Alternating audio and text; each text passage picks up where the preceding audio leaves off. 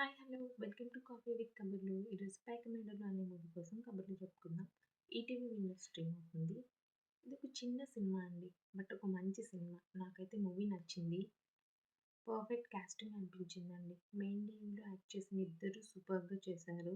Vinod Kishan and Anusha Krishna. ఇద్దరిది చాలా natural performance అండి. రియలిస్టిక్ లొకేషన్స్‌లో మూవీని చాలా రియలిస్టిక్‌గా ప్రెజెంట్ చేశారు అనిపించింది. బీజీఎం బావుంది. Songs okay. అంతగా ఆకట్టుకోలేకపోవచ్చు. బట్ లిరిక్స్ బాగా రాసుకున్నారండి. స్టోరీ ఏంటంటే తెలిసిన స్టోరీయే. ఒక సింపుల్ స్టోరీ. ఎక్స్‌పెక్ట్ చేసేదే ఉంటుంది. మనం ఇంతకుముందు ఇలాంటి స్టోరీస్ చాలా చూసున్నాం. బట్ మనకి ప్రెజెంట్ చేసే విధానం నాకు నచ్చిందండి.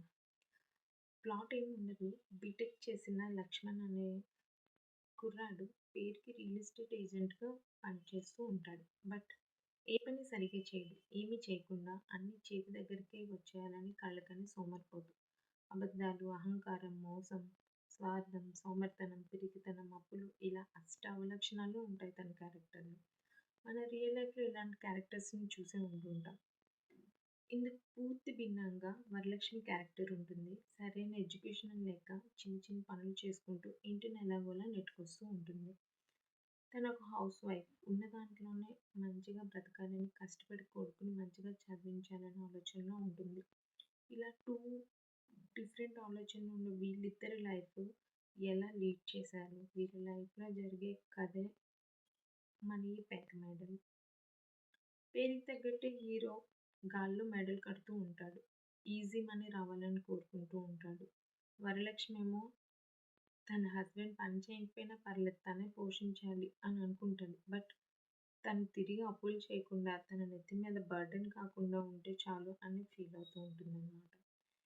ఈ స్టోరీ విన్నాక మీకు అర్థమయ్యే ఉండుంటుంది. లైక్ ఇందులో కొంచెం హీరోయిన్ సైడ్ కొన్ని కష్టాలు చూపిస్తారని. బట్ మరీ మెలో డ్రామాటిక్‌గా చూపించలేదు. హీరో క్యారెక్టర్‌లోనున్న ఫన్నీ వేలోనే చూపించారు. సో, అందుకని చెప్పి కొంచెం ఎంటర్‌టైన్‌మెంట్ లానే ఉంటుంది. నాకైతే క్లైమాక్స్ నచ్చిందండి. నేను క్లైమాక్స్ యాజ్ యూజువల్ టెంప్లేట్‌లో చూపిస్తారు అనుకున్నా. లైక్ మార్పు, chances of changing in character అని హీరో క్యారెక్టర్‌లో చేంజెస్ వస్తాయేమో అని చెప్పి అనుకున్నా. బట్ లేదు.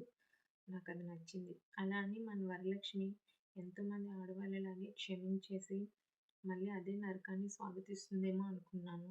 But no. తన కొడుకు కోసం ఆలోచించి మంచి నిర్ణయం అది తీసుకుంది అనిపించింది. ఎవరి అండ లేకుండా అని అననండి. ఇంకా ఆ మాత్రం మంచి మనుషులు ఎక్కడో ఉన్నారు కాబట్టే తను ధైర్యంగా తన కాళ్ళ మీద తను నిలబడింది. ఎందుకంటే తన సొంత వాళ్ళే తనకు ఆ ధైర్యాన్ని ఇవ్వలేకపోతేనే తిరిగి తన భర్త దగ్గరికొచ్చేసింది. బయట వాళ్ళెవరో ఇచ్చిన ఆ చిన్న హోప్‌తోనే అంత ధైర్యంగా ఒక నిర్ణయం తీసుకుంది అనిపించిందండి. నాకైతే మూవీ నచ్చింది. అండ్ మనకి ఈ మూవీని ప్రెజెంట్ చేసిన director Neelagiri Mamilla and producer Rakesh Vada అంటండి. మన 'బాహుబలిలో' యాక్ట్ చేశారంట. వీళ్ళిద్దరికీ థాంక్స్. అండ్ ఈ మూవీ అందరికీ నచ్చుతుందని చెప్పలేనండి. కొత్తదనం కోరుకునేవాళ్ళు, ట్విస్ట్‌ల మీద ట్విస్ట్‌లు కావాలనుకునేవాళ్ళు, ఏదో వెరైటీ లైక్ హై మూవీస్ చూడాలనుకునే వాళ్ళకి నచ్చకపోవచ్చు. బట్ తెలిసిన కథే అయినా నిజాయితీగా చూపించారు అనుకునే వాళ్ళకి నచ్చుతుంది. మూవీ చూస్తున్నంత సేపు బోర్ కొట్టకుండా ఎంటర్‌టైన్ చేస్తే చాలు అనుకునే వాళ్ళకి కూడా నచ్చుతుంది. అండ్ ఇలాంటి వాళ్ళని భరిస్తున్న ఆడవాళ్ళకి కూడా ఈ మూవీ బాగా కనెక్ట్ అవుతారు. అది హస్బెండే అవ్వక్కర్లేదండి. ఒక తమ్ముడు, అన్న, నాన్న, బాబాయ్, మామ, కొడుకు ఇలా ఎవరైనా సరే, ఎవరిని భరించినా సరే వాళ్ళకి ఇది కనెక్ట్ అవుతుంది.